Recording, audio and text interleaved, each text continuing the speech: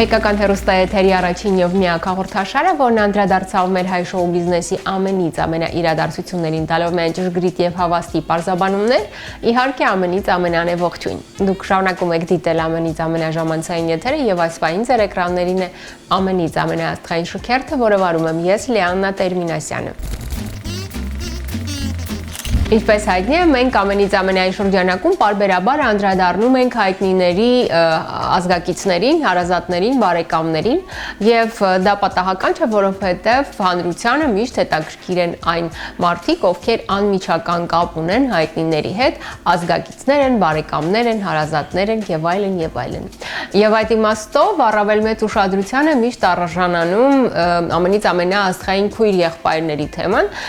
որովհետեւ մարդկանց միշտ հետաքրքիր է իմանալ, թե ինչով են զբաղվում հայտնիների հարազատ քույրերը կամ եղբայրները, որքանով են նրանք նման կամ ճիշտ հակառակը տարբեր։ Եվ այսօր կրկին անդրադառնում ենք ամենից ամենաաստղային քույր եղբայրների թեմային, որովհետև պահը կարծես թե հասունացել է, այնպես որ հետաքրքիր բացահայտումներով ու անկեղծ խոստովանություններով լի եթեր է սպասում մեզ այսօր, մնացեք մեզ հետ։ Ունեմ մեկ եղբայր, որը փոքր է ինձանից 2 տարով, եւ քույր, որը փոքր է ինձանից 9 տարով։ Անկեղծ խոստովանեմ, որ եղբորս հետ ընկեր երբեք չեմ եղել։ Ավելի շատ հանդես եմ եկել ավագ եղբոր կարգավիճակում։ Իսկ քույրիկս մեր տան զարդն էր, որին միշտ փայփայել եւ գուրգուրել եմ։ Վահագն Ղազինյան։ Այդ ավակ լինելը ինձ տենց թևեր էր տալի շատ ժամանակ։ Ճիշտ է, քուրիկից չեմ նեղացել, բայց եղբորս հանդեպ դաժան մեծ աղբոր դեր եմ պահել եմ այդ դիրքը։ Դրա համար ես միջև հիմա զղջում եմ ու հեսա կամերային նայեմ, ասեմ Հայկ ջան, կներես ինձ։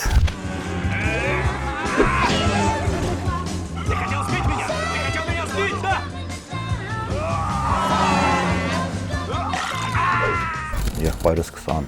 26 տարի է Ռուսաստանի Դաշնությունում ապրում, ինքը իր ընտանիքով, հայրս իրանց հետ են ապրում, ես ստեղ Երևանում, քույրս էլ է Երևանում ապրում։ Մենք երեքով նույն դաստիարակություն ենք ստացել, բայց մեր բնավորությունները, այդ խառնվածությունը տարբեր է եղել։ Ես միշտ սպորտ եմ սիրել, իսկ եղբայրս չէ, ինքը հեռու էր սպորտից ընդհանրապես, նաև շատ sense կենտրոնացած է ներկայացումների, թատրոն, ֆիլմ, ճիշտ է, ինքը ֆիլմեր սիրում էր, բայց ներկայացումների չէ։ Մենք ռուսական դպրոց ենք հաճախում, եւ մեր դպրոցը որոշում է, որ աշակերտներին տանի Ստանիսլավսկի անվան թատրոն, ռևիզորը նայելու, ռևիզոր ներկայացումը։ Այդ իմ համար լավ լուր էր, եղբորս հետս այդպես տարա։ Այն ժամանակ ես 10 տարեկան, ինքը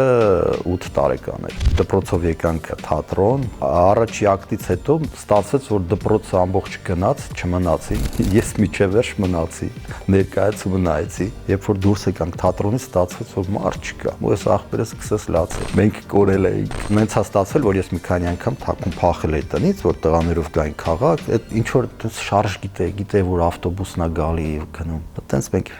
հասանք տուն։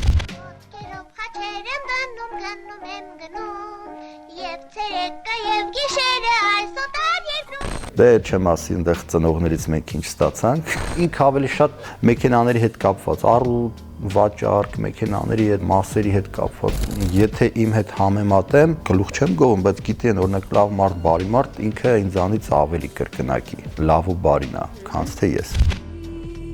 Ты самый лучший старший брат, о котором только я мог мечтать.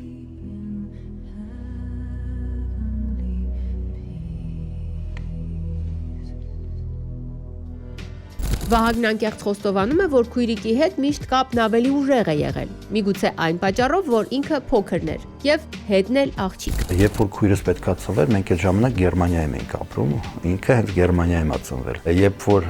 մաման իմանում այդ լուրը, որ պետքա երեխա ունենա, ինձ ու եղբորս ասում է, ինչ եք ուզում, քուրիկ թե ապերիկ։ Դե ես մի անգամից ասի քուրիկ, որտեվ արդեն ապերիկ ունենք, երբ որ պապան մեզ տարավ հիվանդանոց, գերմանացիների հետ են այլ երեխեքը ծնվում։ Մեզ պետք չէր ասել, որ նա մեր քույրը։ Բոլորը սպիտակ, քաչալ ու մի հոգի, ծևուկ, մազերը երկար, ասենց պիտուշոկ սարկած, հասկացանք, որ դա մեր քույրիկն է։ Девочка!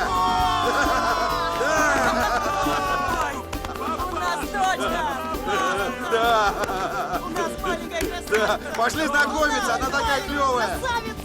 Առաջ օրվանից ես տրամադրված էի, որ այդ երեխուն ես պետքա պահեմ, որտեվ շատ էի սիրում։ Իսկական եղբայրություն էլի, ասենց ամեն ինչից պաշտպանել։ Քույրիկը սովորեց туриզմի ոլորտում, ճիշտ է, հիմա այդ ոլորտում չի աշխատում, բայց այդ գծի վրա է հիմա ինքը աշխատում։ Հիմա քույրս արդեն ամուսնացած, երեխաներ ունի 2, որոնց ես էլ եմ շատ սիրում։ Վայ քերի ջան, վայ քերի ջան, դա լիշ քերի։ Ո՞ւմ է կոկասն որ մեր Արմենի քերին է։ Քերին եկավ մեր բակը, դուլուլու մեր բակը։ Եթե համեմատեմ ինձ ու եղբորս, քույրս ավելի է ակտիվ, քան թե մենք։ Այդ ամենին Վահագն Ղազինյանը հավելեց. Իմ ու քրոջս երեխաները տարիքային տարբերությունը շատ է, եղբորս երեխաները ավելի մեծ են։ Երեխաները իրար հետ ծանոթացել են հենց այդտեղ Հայաստանում, երբ որ մի 4 տարի առաջ եկան Հայաստան չէին եկել եղբորս երեխաները։ Այդտեղ Հայաստանում իրանք նոր ծանոթացան իրանց մյուս քուրիկների հետ, Հայաստան այնքան սիրեցին, որ չէին ուզում գնային։ Հիմա որ ընդեղ են ասում են, բա երբ են գալու։ Անդրադառնալով համաշխարհային շոու բիզնեսի ամենից ամենաաստղային քույր եղբայրների թեմային եւ կուզեմ հիշատակել հոլիվուդյան աստղ Մակոլեյ Կալկինին եւ իր եղբայրներին։ Այն, որ Մակոլեյ Կալկինը համաշխարհային կինոինդուստրիայում ընդգրկվեց եւ մեծ հաջողություն ունեցավ դեռևս մանկության տարիներից, գիտեն դեռևս բոլորը։ Բայց շատ քչերին է երևի թե հայտնի, որ դերասանական ուղին բռնեց ոչ միայն Մակոլեյը, այլ նաեւ իր 2 եղբայրները՝ Քիրոնը եւ Ռորի Կալկինները։ Այսպես Քիրոն Կալկինին կարելի է տեսնել Սկոտ Պիլիգրիմը բոլորի դեմ եւ Հարսնացուի հայրը ֆիլմերում։ Իսկ ահա Ռորի Կալկինը բավականաչափ հաջողված դերեր ունեցավ Կոշտ Առվակը եւ Չամս Պիլիգրիմ ֆիլմերում։ Դες ես շարունակում եմ ներկայացնել ձեր ուշադրությանը մեր այսօրվա շքերթի մասնակիցներին։ Մեր ընտանիքում 4 երեխա ենք։ Ես եւ 3 հրաշք քույրիկներս։ Վրեժ Կիրակոսյան։ Առաջինը մեծ քույրիկս է Նարան է, երկրորդը ես եմ Վրեժը, երրորդը Աննան է։ Ինձանից հետո ունենք եւս փոքրիկ քույրիկ։ Նարան բնույթով խաղաղասեր է շատ, վախկոտ է, բարեկամասեր է, սիրում է շատ ամեն ինչ իր տեղին լինի, որ փոքր էինք դե հիմար բաներ ունեի։ Ինքը վախենում էր, ես վախացնում էի իրան, որ դիսցիպլինավ էր, սիրում էր ժամանակին քնել, ես պետք է հենց անեի, որ ինքը չքներ։ Լուիսը վառեի, չգիտեմ, վերմակեի, չոր մի բան անեի։ Ու գնում էի, հենց որ քնում էր, բացած են անպայման արդեն ասում էի, նար, չէր կարող չպատասխանել, ինքը ազնիվ էր, ասում էր հա, ասում էի քնած ես, ասում էր հա։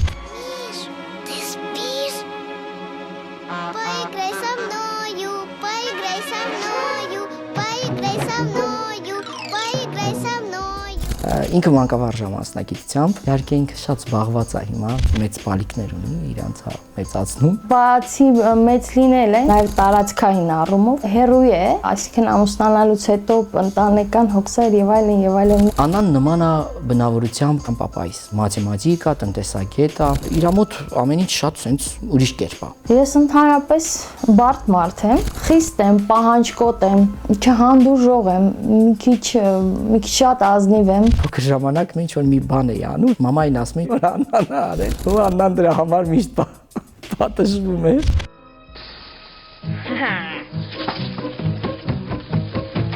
Тебе чего? Я убью тебя, убью! Что происходит? Она бросила дымовушку мне в комнату. Да это все вранье! О, выходит, по-твоему, я сам бросил дымовушку в свою комнату, чтобы подумали на тебя? Փոքր ժամանակ մի քիչ իր յարդերի հետ շատ էի խաղում, հեծանի օրինակ գողանում փախնում էի, շորերն էի գողանում, առավոտ ինքը արթնանում էր, տեսնում էր շորերը չկա, ես հագել գնացել եմ ու մեր վերևից մի հատ ուժեղ գոռոց էր գալիս։ Մեզ նմանացնում են իհարկե իրար, նաև արտաքնապես համ իրար հետ շատ ենք առնչություն ունեցել եւ գործնական եւ ընդհանրապես կյանքում նաև միասին ապրել ենք Երևանում եւ այլն, ինչպես նաև ինքը ինձ հետ աշխատում է, աշխատանքային конфликтների մասին էլ չեմ խոսում։ Хватит, все, пожалейте, вы же меня так убьете! Ничего, вас не убьешь! Товарищеский суд, пожалуйста, представитель товарищеского суда! Я вынужден защищаться, берегитесь! Осторожно, вы топчете собственное пальто! Не падайте! Ցանկացած խնդրի պարագայում, անկախ այն հանգամանքից ես դրանում մեղավորություն ունեմ թե ոչ, գիտես ինչու, կենտրոնանում է ինձ վրա։ Չնայած աշխատակիցները եւս ասում են, որ հավանաբար դա այն փաստից է կախված, որ այսինքն դուք ամենահարազատ մարդն եք եւ երևի թե ավելի ազատ է ձեզ հետ։ Նեղանում եմ, բայց հետո բնականաբար հենց այդ հարաբերության շնորհիվ է, որ արագ է անցնում։ Զիջող չեմ, իր պարագայում զիջում եմ միշտ։ Տեղեր կա ես էլ եմ զիջում, զգում եմ։ Միևնույն ժամանակ ինքը որպես ղեկավար ինձ համար որքան էլ որ խիստ է, միևնույն ժամանակ զիջող է։ Հայրիկից հետո նաև իր տեղում եմ։ Вы слушаетесь меня, а я прислушиваюсь к вам. Идет? Սեյնեն փոքր է, ինչքան էլ մեծացել է երկու բալիկներ ունի, իրենց եւս առիթ ունեցել եք անդրադառնալ, այնուամենայնիվ ինձ համար փոքր է։ Վրեժ օրինակ իրեն շատ հենց պահել է, մեծացրել է։ Ես հիշում եմ, երբ որ ինքը դեռ ուսանող էր, սովորում էր այստեղ, երբ որ papayin կորցրեցինք, այնց ոնց որ հայրու sense դուստր այդ էներգիան լիներ իմ ու իր միջև էլի։ Ճիշտ է, ես իրեն վերաբերվում եմ որպես երեխա, բայց միևնույն ժամանակ ինքը շատ խելացի է, օրինակ իմ քավորքինն է ինքը։ Ունի իր կանոնները ապրելու, որը որ ոչ մեկի կանոնների հետ կապ չունի, բայց զիջող է նաև ինքը տեսակով։ Ինքը բժիշկ է մասնագիտությամբ։ Ինքը շատ խելացի է ու շատ մեծ խորհրդատու է։ Ինչ որ որոշումներ կայացնելու ժամանակ պարտադիր մենք միասին խորհրդակցում ենք։ Օրինակ Սեյնեն կարող է Աննայի եւ իմ միջև կոնֆլիկտ լինի, Քսելինեն միջամտի, Աննային խրախուսի, որ չէ պետքա զիջես, կամ ինձ կարող է զանգարի, ասի չէ, կամ տեսնի, ասի սխալ ես դու եւ այլն։ Սեյնեն sense լսում ենք մենք, ճիշտն ասած նաև էլի։ Բայց դե ինքը մեր փուճուրն է, միևնույն է։ Մեր հարաբերությունները ոնց որ այն բանից մեծ եղբայրը խիստ եւ այլն։ Այդ հարաբերությունների մեջ չենք։ Միևնույն ժամանակ չափից շատ հոգատարություն ու հոգացություն մեկը մեկի հանդեպ։ Շարունակելով համաշխարհային շոու բիզնեսի ամենից ամենաաստղային քույր եղբայրների թեման, եւ այս անգամ կուզեմ հիշատակել Sharon Stone-ին եւ իր քրոջը Kelly Stone-ին։ Այն, որ Sharon Stone-ը միշտ հանրությանը ներկայանում է անզուգական շլացուցիչ արտաքինով, գիտեն թերևս բոլորը։ Եվ զարմանալի չէ, որ ինքն իր 67 տարեկանում ավելի երիտասարդ է երևում, քան իր կրտսեր 64-ամյա քույրը Kelly Stone-ը։ Հետաքրքրական է, որ Stone քույրերը հաճախ հայտնվում են միասին կարմիր գորգերում։ Իդեպ ասեմ, որ Kelly Stone-ը հիմնել է Planet Hope կազմակերպությունը, որը անօթևան մարդկանց բաժանում է հագուստ, ինչպես նաև որպես կամեո ներկայացել է մի քանի սերիալներում։ Դեսքես շարունակում եմ ներկայացնել ձեր ուշադրությանը մեր այսօրվա շքերթի մասնակիցներին ու իրենց անկեղծ խոստովանություններն այս ամենի վերաբերյալ։ Ունեմ մեկ քույր, որին ասում եմ Արև քույրիկ անի։ Ինքն իմ ավագն է ու իսկապես անչափ սիրելի, որին ես կարող եմ դիմել ցանկացած պահի եւ լսել իրենից ճիշտ, հավասարակշռված եւ օբյեկտիվ կարծիք ցանկացած հարցի շուրջ։ Արման Ջուլակյան։ Շատ եմ սիրում իրան, որտեվ ոչ թե նա իմ քույրն է, այլ ինքը շատ լավ մարդ է, շատ հասնող մարդ է, ընկերասեր է, ինքը տաղանդավոր է, ինքը խայտառակ խելացի է։ Մեկ որ ես ամաչում եմ իր հետ ինչ որ հարցերի շուրջ մտնում դիսկուսի մեջ, ասում եմ ավելի լավ ասուս մնամ, քան թե փորձեմ ինչ որ ինձ խելացի տեղ դնել։ Շատ կարծացած է այն փոքր ժամանակ ես ճիշտն ասած կարդում էի այն ինչը որ ինձ պետք էր, իսկ ինքը կարդում է այն ինչը որ կա։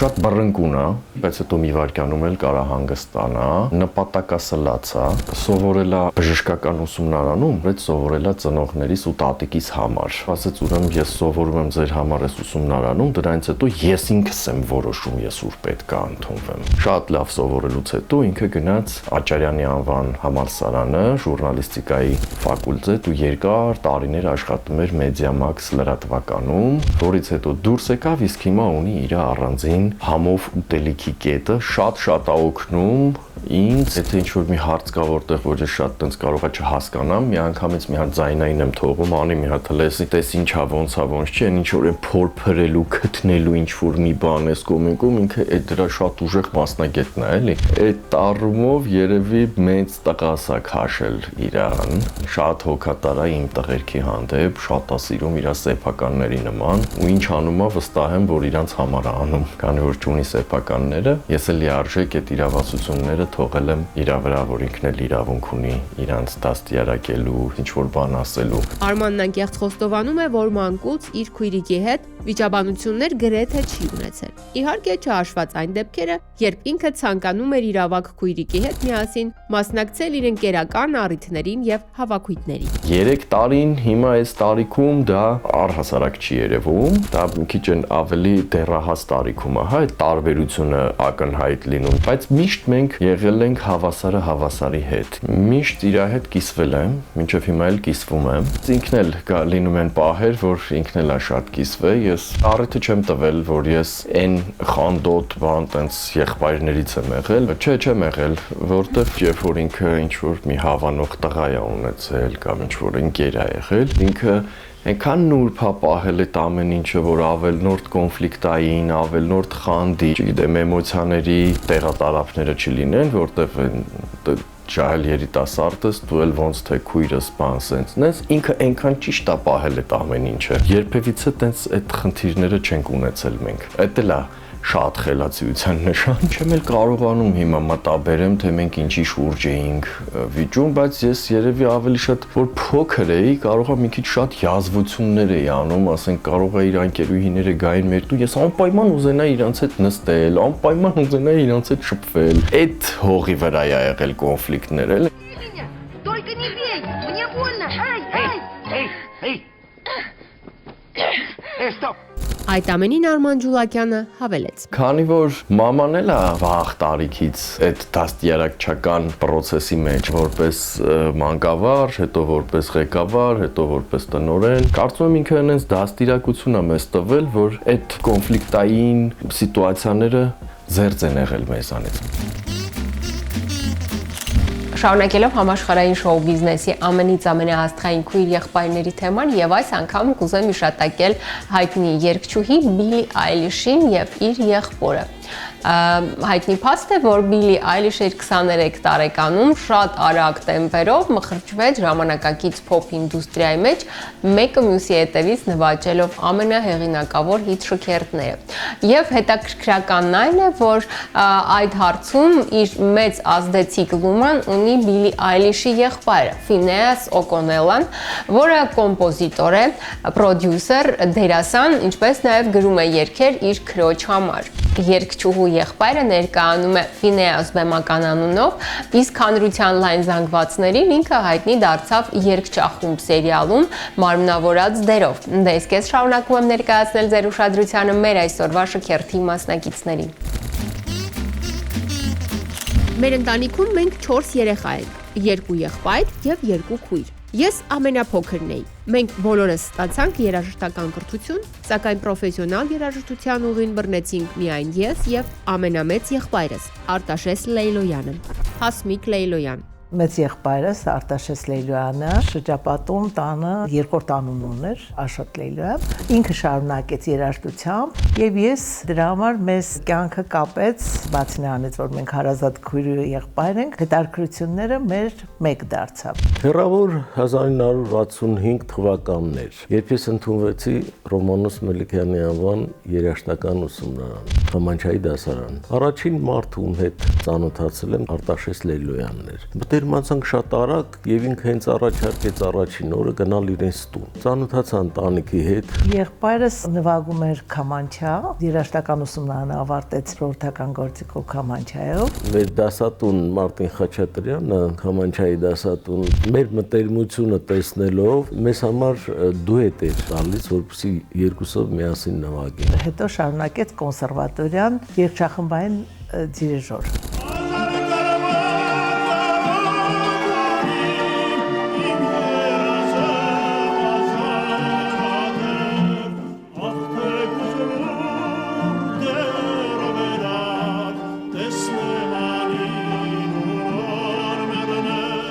Այստեղ աչքի զարնեց Հասմիկի աշխուժ վարքագիծը, դպրոցում սովորում էր 3-րդ թե 4-րդ դասարանում, դեռ չէր նվագում Հասմիկը այդ ժամանակ։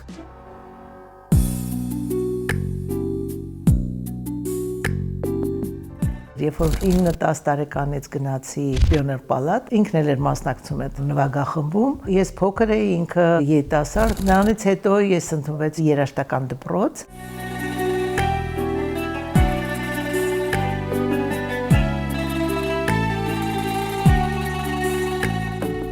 Առանձնահատուկ նվիրում էր Աշոտը ցուցաբերում իր քրոջ հանդեպ, զգալով որ շնորհալի է շատ, ինչու ոչ տաղանդավոր, եւ իհարկե արդյունքն էլ սպասեցնել չէր տալիս, սովորելով հետագայում երաժշտական ուսումնարանում Ռոմանոս Մելիքյանի անվան, այնուհետև կոնսերվատորիայում մասնակցում էր տարբեր մրցույթ փառատոների եւ շահում էր մրցանակային տեղեր։ Երբ որ ես մի բան նվագում էի, որը շատ դժվար էր, այսինքն ինքն էր նոտաները տալիս, ասում էր, այս գործը շատ լավ կլինի, մի հատ նայի, նայում էի դժվար է լինում, ասում էի, չէ, չի լինի։ Չի ասում, գիտես, մեր կուրսում աղջիկները, կանոնահարները մեզ լավ են նվագում, բայց դա առաջի անգամ ես էի նվագում իհարկե, բայց նրա համար, որ ինքը ասում էր, մեկը նվագում է, դա, ես արդեն մտածում էի, եթե մեկը նվագում է, իսկ ինչի ես չեմ կարող։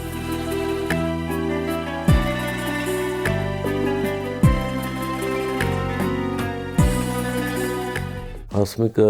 դարձավ հաստակավոր արտիստուհի, այնուհետև ժողովրդական արտիստուհի, այնուհետև պրոֆեսոր, եւ ես սրտանց ուրախացել եմ նրա բոլոր հաջողություններով։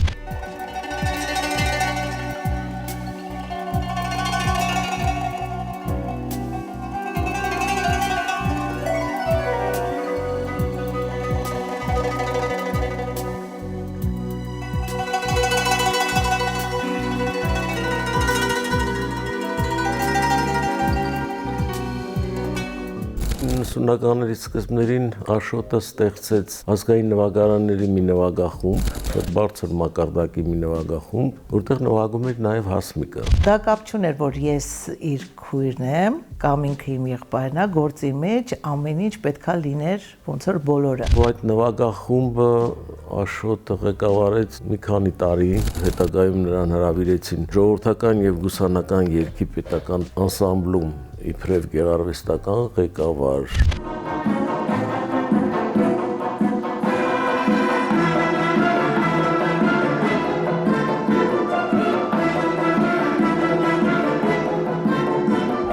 Շրջապատում շատ սիրված էր իր ազնվության համար, բարեխիղճ, հասնող, լավ ընկեր։ Շատ սիրում էին միմյանց, քույր եւ եղբայր, նույնիսկ այն աստիճան, որ նախանձ էր առաջացնում այդ հարաբերությունը։ Իմ ամուսինը ու ինքը շատ մոտ, շատ հարգանքով, շատ լավ էին իրար հանդեպ։ Բայց երբ որ ինքը ամուսնացավ, իր մոտ մի քիչ այդ հարցերը այդքան էլ հաջող չստացվեց, եւ որոշ ժամանակ մենք իրարից կտրվեցինք, բայց դա ժամանակավոր, որովհետեւ միևնույնն է քույր ու եղբայր ես։ Ճիշտ է, վերջին շրջանում շատ հաճախ չէինք հանդիպում, բայց զգում էինք իրար պակաս, ինքը իմ, ես իրեն, եւ առիթներ լինում էր հանդիպումների։ Եղբայրս մի քիչ շուտ հեռացավ կյանքից, բայց կան ժառանգները, հրաշք երեխեք։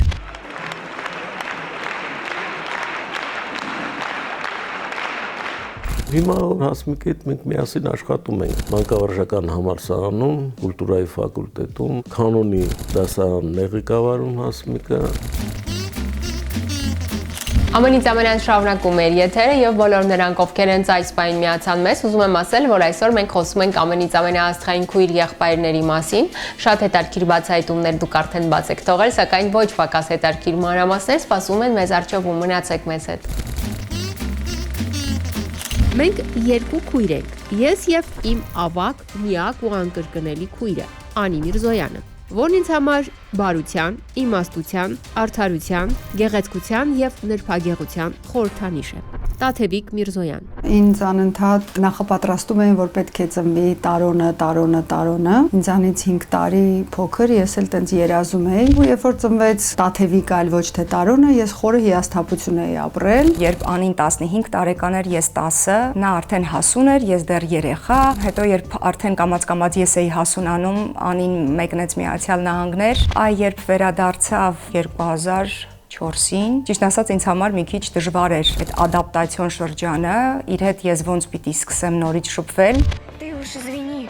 Нет, Нет, это ты извини. Давай больше никогда не ссориться. Ես միշտ իմացել եմ, որ այս աշխարհում ամենահարազատ մարդը այդ քույրս է, բայց քանի որ ինքը փոքր նա եղենք ինձանից շատ ավելի ակնկալիքներ ա ունեցել, որոնք ես ցավոք սրտի չեմ գիտակցել, որ ես պիտի դրանք ոնց որ արդարացնեմ։ Առաջնեկս երբ ծնվեց, քույրիկս իր ամբողջ ուսանողական կյանքի ընթացքում հետս հավասար իմ երեխաներին պահել է։ Ու այդ ժամանակ, որpիսի ես իրեն շնորհակալ լինեմ, ես լիքը համով բաներ էի սարքում։ Իր տունը միշտ մաքուր էր, համեղ բաներ էր պատրաստված եւ ինքը շատ գեղեցիկ խնամված էր։ Ես միշտ մտածում եմ, այ որ ես մամա լինեմ, ես շատ եմ уզում իր նման լինել։ Быть матерью — это же как крутить 50 тарелок в воздухе, но для Кейт даже 60 тарелок любых размеров раскрутить вовсе не проблема. Сделать важное отчетное завтра легко. Нужны крылья на костюм феи для дочери, она сошьет их. Вдруг появляются родственники, накроет стол буквально за 1-2 минуты. Это удивительно, говорю вам, она потрясна. Մենք շատ տարբեր բնավորության մարդիկ ենք։ Այն հանգստությունը, կշռադատությունը, որ ինքը ունի, բացի բնությամբ, որ մարդուն տրվում է, նաև իր մասնագիտական ճյուղն է, մանկավարժությունը, որով ինքը զբաղվում է շուրջ 15 տարի։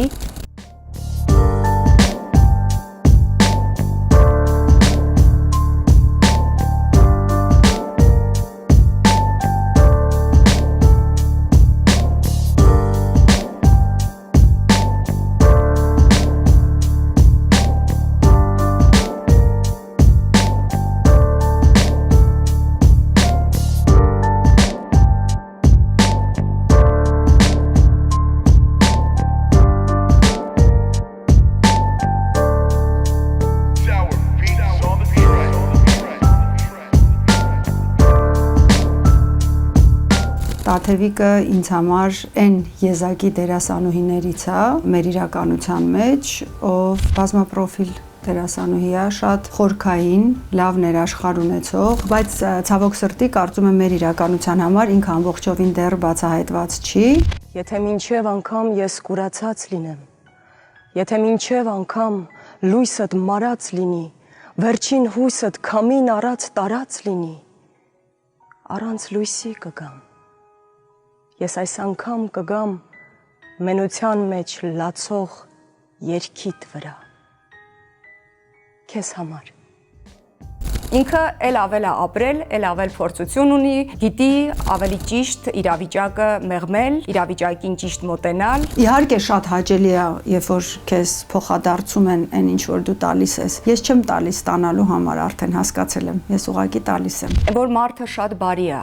կամեցող, իր շրջապատը երջանկացնող, ուժ տվող, չհանձնվող, պայքարող, ցանկացած իրավիճակում մարդ դուրս գալով։ Սա ես չեմ ասում որպես անի քույր Քավլիցի, ինձ ճանաչողները գիտեն, ես անգամ իմ հարազատներին շատ ուղիղ ասում եմ իրենց դեպքին այն ինչ որ մտածում եմ։ Իսկ ինքը իսկապես բարձր մարդ է։ Կին, մայր, զավակ, քույր։ 1,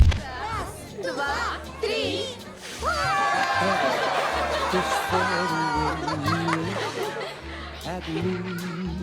Да, смотрите. Да, мне нужна помощь. Քույրս ինձ համար կատարյալ մայր է, իր երկու զավակների համար, ոնց է կարողանում համատեղել այդ ամեն ինչը, դժվարանում եմ ասել։ Ինքը իր էությանը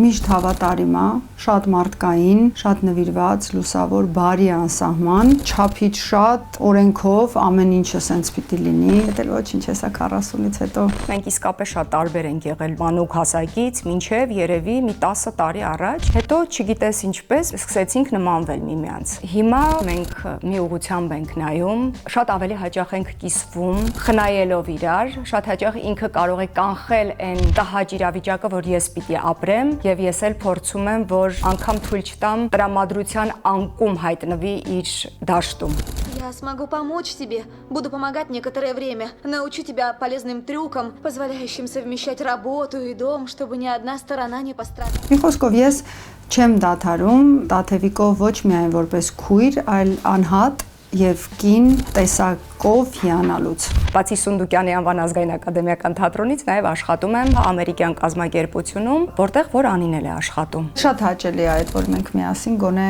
թեկուզ մի հատ առավոտ ասում ենք բարև իրար, տեսնում ենք էլի ֆիզիկապես։ Անին ունի 2 դուստր, ես 2 տղա, ինչքան ես շատ կուզեի ես էլ դուստր ունենայի, Անին էլ երևի տղա։ Հիմա ոնց որ արդեն լրացնում եմ մեկը մյուսով։ Իրանք գիտեն, որ այս աշխարհում ամենամտերիմ մարդիկ իրանք են իրար համար։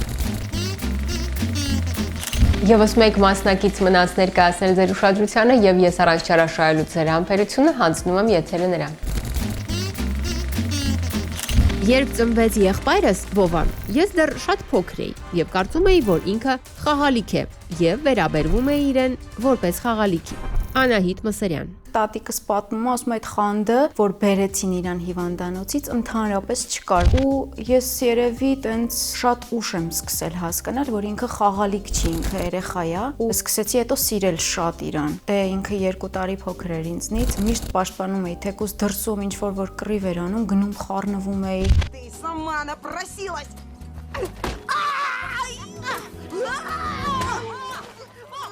И вали отсюда.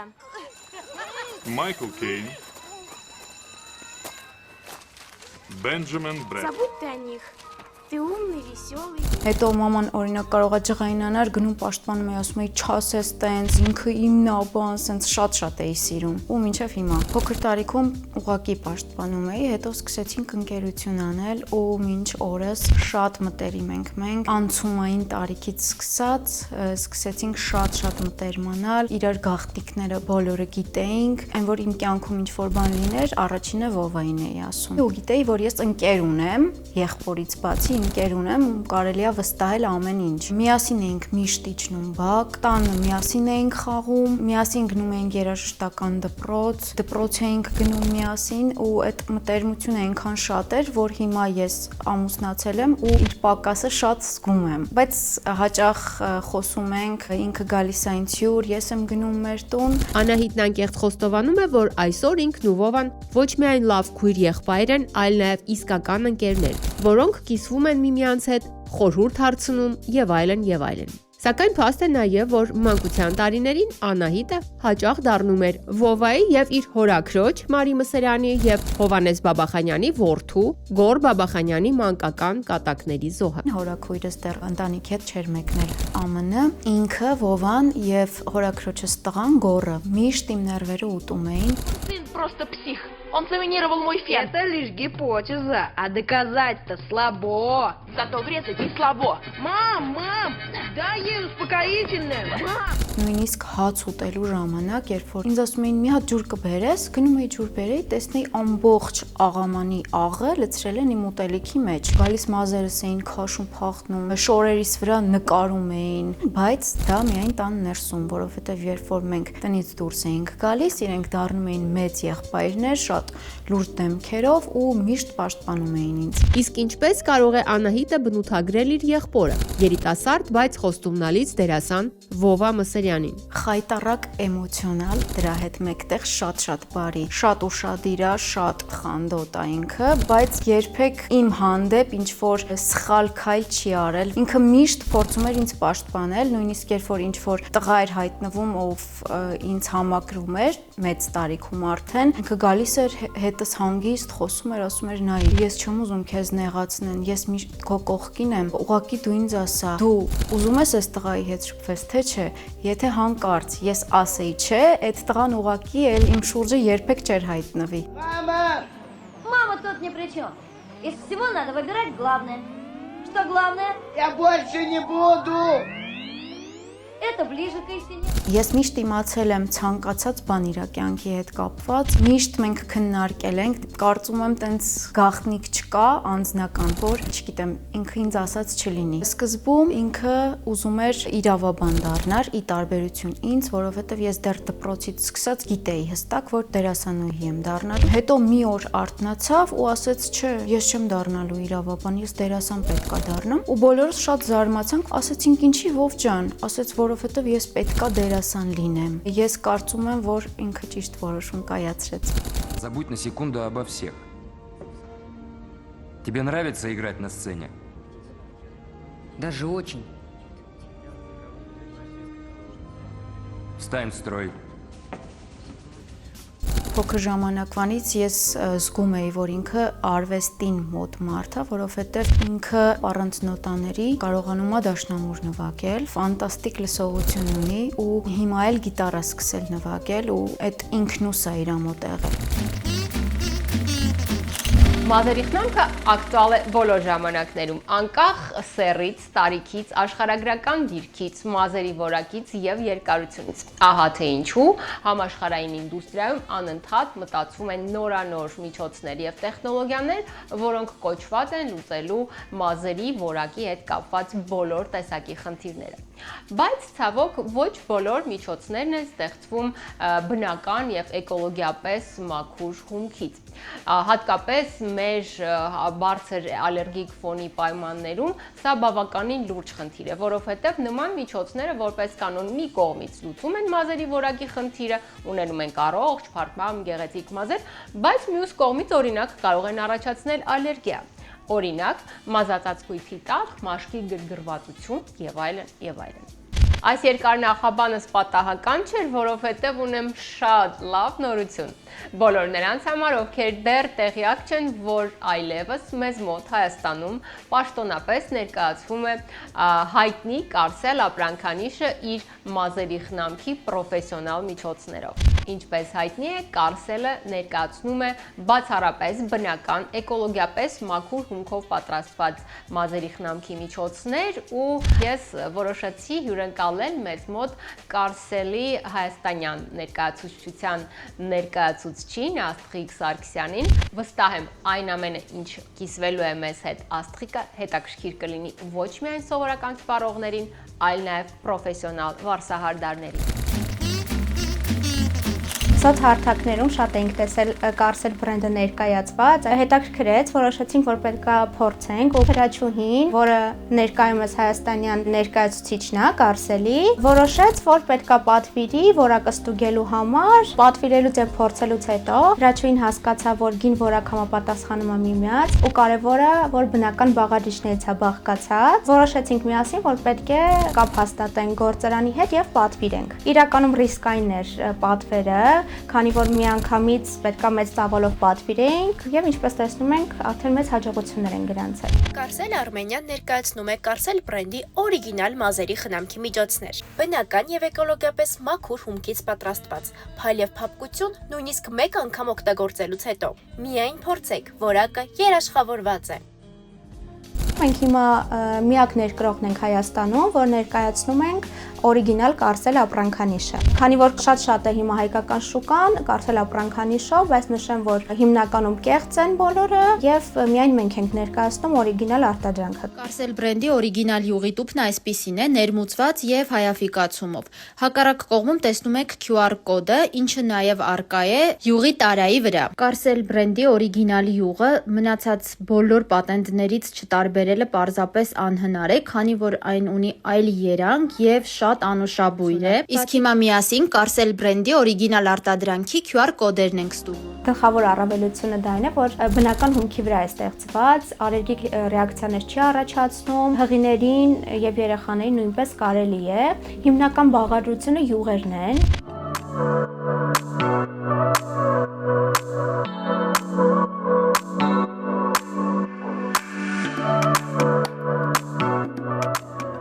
Կարսել բրենդը հայտնի է իր կոլագենային դիմակով, ինչով է այն տարբերվում մնացած դիմակներից։ Արևածաղկի յուղ է իր մեջ պարունակում, ավոկադոյի էքստրակտ է պարունակում, արգանի յուղ է պարունակում, վիտամիններ եւ ամինաթթուներ։ Կարևոր է նաեւ նշել, որ չի պարունակում ֆոսֆատ, սուլֆատ եւ պարաբեն եւ կարելի է կերատինարված մազերի։ Հաջորդ թոփ տեսականի է համարվում Կարսելի եթերային յուղը, մակադամիայի եւ արգանի յուղի խառնուրդ է, նույնպես քիմիական տարրեր, ֆոսֆատ, սուլֆատ, պարաբեն չի պարունակում, պարունակում է կոկոսի յուղ, հակաօքսիդանտներ, եթերային յուղեր, որոնք պաշտպանում են մազերը արևի ճառագայթներից եւ այլ ազդեցություններից։ Իսկ դիմակի եւ յուղի միասին օգտագործումը ավելի խորը խոնավեցում է տալիս մազերին, փայլ է հաղորդում մազերին եւ լիարժեք արդյունքի հասնելու համար խորհուրդ է տրվում նաեւ օգտագործել Կարսելի կոլագենային շամպունը, ինչպես նաեւ կոնդիցիոները։ Կարսելի մազերի խնամքը նախատեսված է վնասված, փխրուն, չոր մազերի համար, ինչպես նաեւ շատ է խորհուրդ տրվում ներկած մազերին։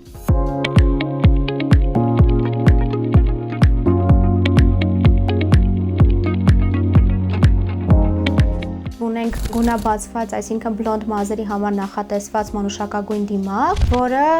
կոտրում է մազերի դեղնավուն երանգը եւ սառը ավելի երանգ է հաղորդում, միաժամանակ նաեւ չի վնասում մազերը։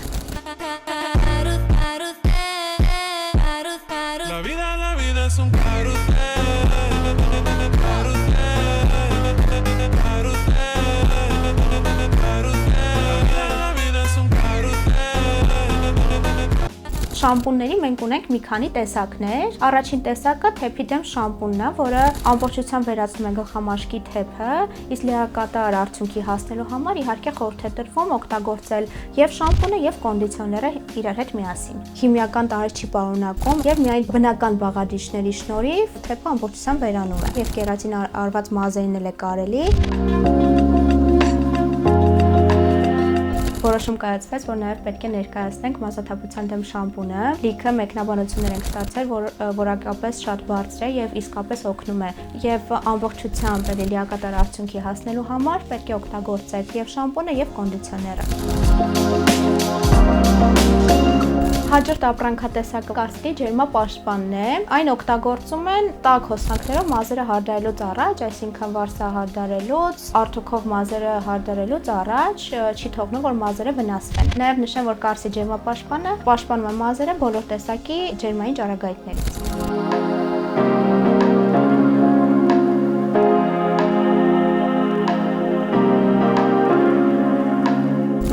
Հիմա խոսեմ կարսիլի պրեմիում դասի արտադրանքի մասին, դա կարսիլի BNC շարքն է։ Տարբերությունը BNC-ի այն է, որ հիմնական բաղադրիչը արգանի յուղն է, որը ջղավորվածությունն է կանխում, վնասված մազերի համար առաջին փրկությունն է, փայլ է հաղորդում մազերին, խոնավացնում է մազերը, ինչպես նաև նպաստում է մազերի բնական աճին։ Քանի որ BNC-ն ավելի շատ լյուքս դասի արտադրանք է, հիմնականում դրանից օգտվում են վարսահարդարները, top հորիզոնականը զբաղեցնում է կարսիլի BNC մազերի դիմակը։ Իր մեջ պարունակում է հիմնականում արգանի յուղ,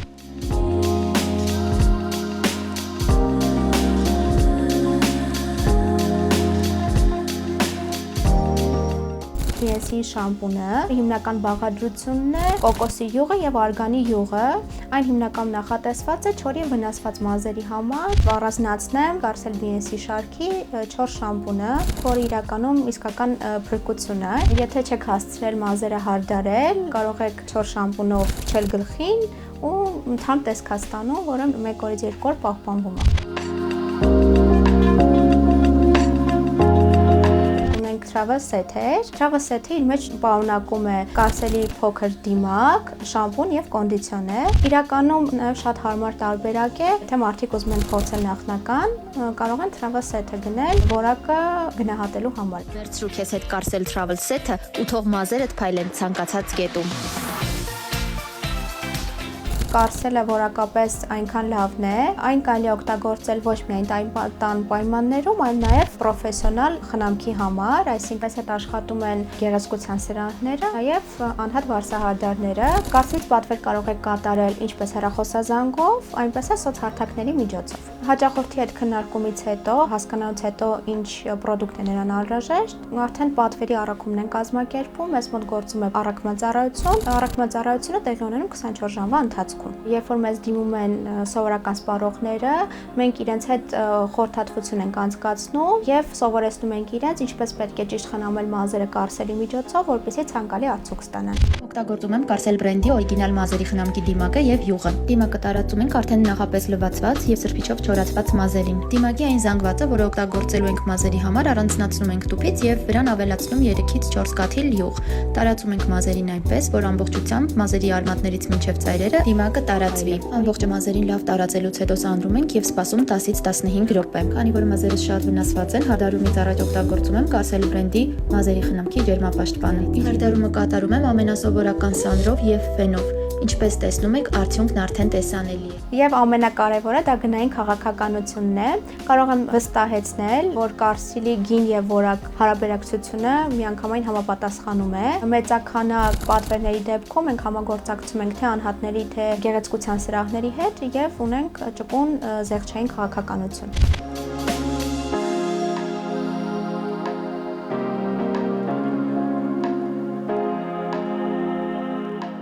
Առիթների ժամանակ զեղչերի հետ մեկտեղ հաճելի նվերներ են ստանում բոլոր մեր հավատարիմ հաճախորդները եւ միշտ մեզ այս շնորհակալություն են հայտնում, որ այսպիսի որակյալ արտադրանք ենք եւ ապրանքանիշ ենք ներկայացնում Հայաստանում։ Ահա այսպիսին էր մեր այսօրվա շքերթը լի հետաքրքիր ու բովանդակալից բացահայտումներով։ Եվ այդ ամենին թերևս հավելեմ, որ այն, որ հայտնի մարդիկ ունեն քույր կամ եղբայր, նորմալ երևույթ է։ Սակայն մարդկանց միշտ հետաքրքիր է իմանալ, երբ տեղեկանում են, որ այս կամ այն հայտնի մարդն ունի քույր կամ եղբայր, ինչով է այդ աստղային քույր կամ եղբայրը զբաղվում եւ ինչ կյանքով ապրում։ Դա փաստ է։ Դե իսկ ինձ մնում է միայն ասել, որ հաջորդ շաբաթ մեզ սպասում է շատ հետաքրքիր մի անվանակարգ, այնպես որ ակտիվ հետև մենք անոնսներին բացահայտում անվանակարգը, շքերթը եւ իհարկե սրտատրոփ սպասում մեր հաջորդ եթերին։ Դες մենք հանդիպենք արդեն հաջորդ շաբաթ ամենից ամենաժամանցային եթերում։ Հաջողություն։